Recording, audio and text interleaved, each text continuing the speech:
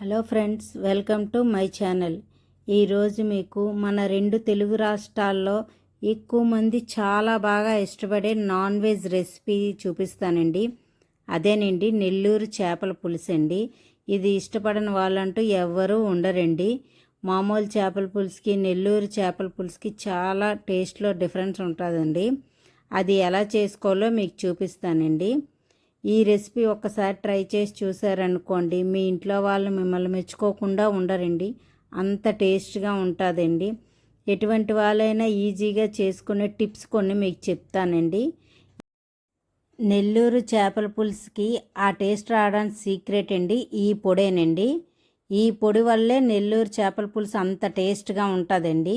ఈ పొడి ఎలా ప్రిపేర్ చేసుకోవాలో మీకు చూపిస్తానండి.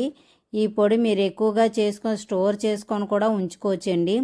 ఎప్పుడు మీరు చేపల పులుసు ప్రిపేర్ చేసుకోవాలనుకున్నా 2 లేక 3 టేబుల్ స్పూన్లు ఈ పొడి వేసారనుకోండి, అమోఘమైన రుచి వచ్చేస్తుందండి. నెల్లూరు చేపల పులుసు ఫేమస్ కారణం ఈ పొడేనండి. అందుకేనండి ఆ పులుసుకి అంత రుచి. ఫస్ట్ మనం ఈ పొడి ఎలా ప్రిపేర్ చేసుకోవాలో మీకు చూపిస్తానండి. ఒక కళాయి తీసుకోండి, లో ఫ్లేమ్లోనే పెట్టుకోండి. 2.5 టేబుల్ స్పూన్లు ధనియాలు తీసుకోండి. ఇగోండి నేను చూపించే విధంగా. కొంచెం మెంతులు తీసుకోండి, 1/2 టేబుల్ స్పూన్ అయితే సరిపోతాయండి.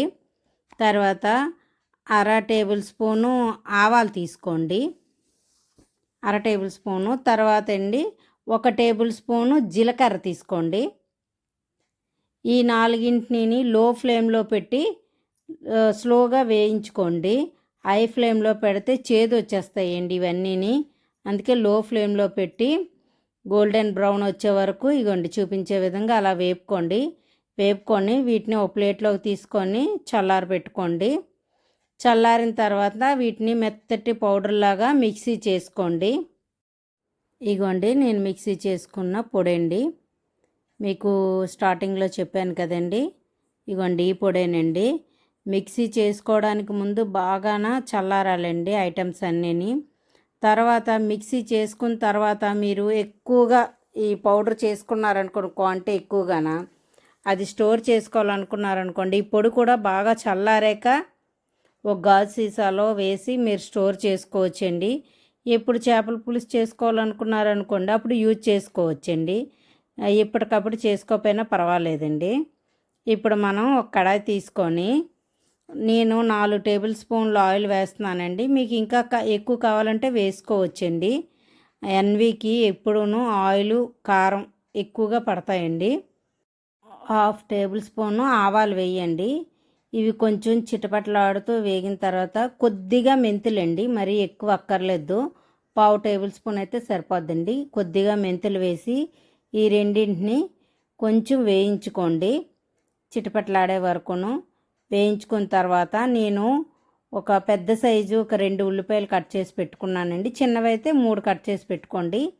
ఈ ఉల్లిపాయలు వేసుకొని తర్వాత నేను 4 పచ్చిమిరపకాయలు చీలికల్లాగా చీరేసి కట్ చేసి వేసుకుంటున్నానండి. మీకు ఉల్లిపాయలు తొందరగా వేగాలనుకోండి సాల్ట్ యాడ్ చేసుకుంటే తొందరగా వేగిపోతాయండి. నేను 1 టేబుల్ స్పూన్ సాల్ట్ వేస్తున్నానండి. ఇలా వేయడం వల్ల ఉల్లిపాయలు తొందరగా వేగిపోతాయండి. తర్వాత ఈ కూరకి ఇంకా సాల్ట్ పడుతుందండి, అది కూర మధ్యలో యాడ్ చేసుకోవచ్చండి. ఇది ఓన్లీ ఉల్లిపాయల కోసం అండి. ఇలా ఉల్లిపాయలు వేగిన తర్వాత కొంచెం గోల్డెన్ బ్రౌన్ రావాలండి, మరీ గోల్డెన్ కాదండి, ఎందుకంటే చేదు వచ్చేస్తాయి. చూడండి నేను చూపించేది ఈ విధంగా ఉల్లిపాయలు వేగితే సరిపోద్దండి. ఇప్పుడు దీంట్లోకి నేను 1.5 టేబుల్ స్పూన్లు అల్లం వెల్లుల్లి పేస్ట్ వేస్తున్నానండి.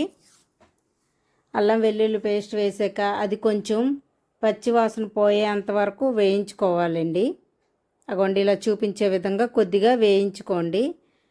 పచ్చివాసన పోయిన తర్వాత ఇందులోని నేను మసాలా కారం అండి, ఆడించుకున్న కారం 1 టేబుల్ స్పూన్లు, కాశ్మీరీ చిల్లీ పౌడర్ అండి కలర్ కోసం 1 టేబుల్ స్పూను, 1/2 టీ స్పూను పసుపు అండి, చేపల స్మెల్ రాకుండా ఉండటానికండి. ఈ మూడింటిని వేసి వేయించుకోండి. చాలామంది ఏం చేస్తారంటే అండి, పులుసు అంతా మరుగుతున్నప్పుడు కారం పసుపు అవి వేస్తారండి. అలా కాకుండా ఇలా కారం ముందుగా వేసి కాస్త నూనెలో వేయించుకున్నారనుకోండి, ఆ టేస్ట్ వేరేగా ఉంటుందండి. కారం ఘాటు తగ్గుతుంది, కలర్ కూడా బాగుంటుందండి. తర్వాత ఒక 3 పెద్ద టమాటీలని మిక్సీ చేసి ఇలాగా ప్యూరీలా చేసి వేసుకోండి. ఈ ప్యూరీ వేసిన తర్వాత ఒక 10 నిమిషాలు బాగా మరగనివ్వాలండి. కొంచెం హై ఫ్లేమ్లో పెట్టుకొని ఈ రెసిపీ చెయ్యండి. ఎందుకంటే చేపలు పీసెస్ వేసిన తర్వాత మీరు లో ఫ్లేమ్లో పెట్టారనుకోండి, అంతా పేస్ట్లో అయిపోద్దండి. హై ఫ్లేమ్లో పెట్టే చేసుకోండి. తర్వాత 2 నిమ్మకాయల సైజు అంత చింతపండు నానబెట్టి ఇలాగా పులుసు చేసుకొని ఆ పులుసుని ఈ ప్యూరీ మరిగిన తర్వాత ఇందులో వేసుకోండి. తర్వాత 2 టేబుల్ స్పూన్లు సాల్ట్ కూడా వేసుకోండి. ఇందాక ఫస్ట్ మనము ఉల్లిపాయల్లో 1 టేబుల్ స్పూన్ వేసాం కదండి, ఇప్పుడు 2 టేబుల్ స్పూన్లు సాల్ట్ పడుతుందండి. వేసుకున్న తర్వాత కొంచెం వాటర్ యాడ్ చేయండి. ఎందుకంటే టమాటీ చింతపండు పులుపు ఎక్కువగా ఉంటుంది కదండి, పైగా ఇది గ్రేవీ కాదు పులుసు కదండి, కొంచెం ఎక్కువగానే వాటర్ పడుతుందండి. ఈ పులుసు అంతా బాగా మరిగిపోవాలండి. మనకి పులుసు బాగా మరిగిందో లేదో తెలియాలంటే అండి, పైకి ఆయిల్ కారం 2 పైకి తేలుతాయండి. పైకి తేలితే ఇంకా పులుసు మరిగిపోయినట్టుగానండి. ఇప్పుడు చూడండి, చూపించే విధంగా అలా మరిగిపోయిన తర్వాత నేను చిన్న బెల్లం ముక్క వేస్తున్నానండి.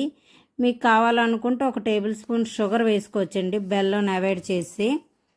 ఇగోండి ఇలా పులుసు మరిగిన తర్వాత చేప ముక్కలన్నీ ఇలా నెమ్మదిగా పులుసులోకి వదిలేయాలండి. ఇగోండి అలా నేను చూపించే విధంగా నేను కిలో చేపలు తీసుకున్నానండి. అన్నిటినీ ఇలా పులుసు అంతా బాగా మరిగిన తర్వాత వేసుకోవాలండి. చాలామంది ముందుగా ముక్కలు వేసి తర్వాత పులుసు మరగబెడతారండి. అలా చేస్తే ముక్కలన్నీ వీడిపోతాయండి. వాటికున్న ముళ్ళు మొత్తం స్కిన్ అది సపరేట్ అయిపోద్దండి, పేస్ట్లా అయిపోద్ది. బాగా మరిగిన తర్వాత పులుసు 10 నిమిషాల్లో దించేస్తాం అనుకునే ముందు ఈ చేప ముక్కల్ని ఇలా వేసుకోవాలండి పులుసులోని. అప్పుడే చేప ముక్కలు ముక్కల్లా ఉంటాయండి, లోపల ఉడుకుతుంది, ముక్కలు పీసెస్ అలానే ఉంటాయండి. ఫస్ట్ ప్రిపేర్ చేసుకున్న ఆ పొడి వేసేసుకోవాలండి. నేనైతే ఒక 3 టేబుల్ స్పూన్ల పొడి అయిందండి, ఇది అంతా వేసేస్తున్నాను. వేసిన తర్వాత ఆ పొడి అంతా లోపలికి ఆ పులుసులోకి పట్టేటట్టు జస్ట్ అలాగా కలుపుకోండి. చేప పీసెస్ వేసిన తర్వాత ఎప్పుడూ నుండి మనం అన్నం ఇంకేమైనా కూరలు కలిపినట్టుగా ఎక్కువగా కలిపేయకూడదండి. కలిపేస్తే ఆ పీసెస్ అన్నీ ముక్కలు ముక్కలు అయిపోతాయండి. అలా జస్ట్ ఉడకనివ్వాలండి. ఎప్పుడూ హై ఫ్లేమ్లోనే ఉండాలండి, లేకపోతే లో ఫ్లేమ్లో పెడితే పేస్ట్లా అయిపోద్దండి. ఇగోండి చూడండి, ఇలా బాగా తిరగబడి మరిగితే పులుసు అయిపోయినట్టుగానండి. ఆయిలు కారం అగోండి చూపిస్తున్నానా, అలా పైకి తేలేయనుకోండి చేపల పులుసు రెడీ అయిపోయినట్టుగానండి. చేపల పులుసు అండి ఎప్పుడైనా ఉదయం చేసుకుంటే నైట్కి తింటే మంచి టేస్ట్ ఉంటుందండి. మధ్యాహ్నం చేసుకొని నైట్కి తిన్నా బాగుంటుందండి. కొంతమందికి వేడివేడిగా వేసుకొని తింటే వాళ్ళకి సాటిస్ఫాక్షన్ ఉంటుందండి. ఇప్పుడు ఈ పులుసు అంతా ఇలా మరిగిపోయిన తర్వాత కొత్తిమీర వేసుకుంటానండి, పులుసు ఇంకా దించేసుకోవచ్చండి. ఎప్పుడు నుండి చేపలు వేసిన తర్వాత ఎక్కువసేపు పులుసు మరగకూడదండి. ముందే పులుసు బాగా తిరగబడి మరిగితే, అంటే మనం వేసిన క్వాంటిటీ కొంచెం తగ్గితే అప్పుడు చేప పీసెస్ వేసుకోండి. వేసిన తర్వాత ఎక్కువగా మరగబెట్టామనుకోండి మళ్ళీ చేప ముక్కలు వీడిపోతాయండి. అందుకనే చేప ముక్కలు వేసిన తర్వాత ఒక్క 10 నిమిషాలు మరిగితే సరిపోద్దండి. ఇంకా డిష్ అవుట్ చేసుకోవచ్చండి. ఇగోండి నెల్లూరు చేపల పులుసు రెడీ అయిపోయిందండి. మీరు డిష్ అవుట్ చేసిన ఒక 10 నిమిషాల తర్వాత ఆయిల్ అంతా పైకి తేలి ఇలా కలర్ఫుల్గా బాగా కనబడుతుందండి. ఇంట్లో తప్పక ట్రై చేయండి.